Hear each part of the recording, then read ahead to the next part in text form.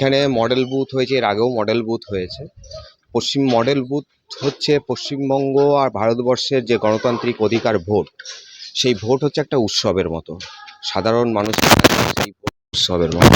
সেই উৎসবের ভোটে আজকে মডেল বুথ যেগুলো হচ্ছে, এখানেও বিবেকানন্দ পাড়ায় যে বিবেকানন্দ বিদ্যাপীঠে যে মডেল বুথ হয়েছে, এই ভোট কেন্দ্র একখানা উৎসবকে সামনে রেখে যে আমাদের নির্বিঘ্নে ভোট দেওয়া, আনন্দের সাথে ভোট দেওয়া, আমাদের সঠিক সরকার গঠনের জন্য ভোট দেওয়া, আমাদের গণতান্ত্রিক অধিকারকে সঠিকভাবে ঠিক জায়গায় রাখার জন্য, গণতান্ত্রিক অধিকার আমাদের প্রয়োগ করার জন্য যে একটা সুব্যবস্থা, সেই ব্যবস্থাটাই হচ্ছে মডেল বুথের মাধ্যমে দেখানো।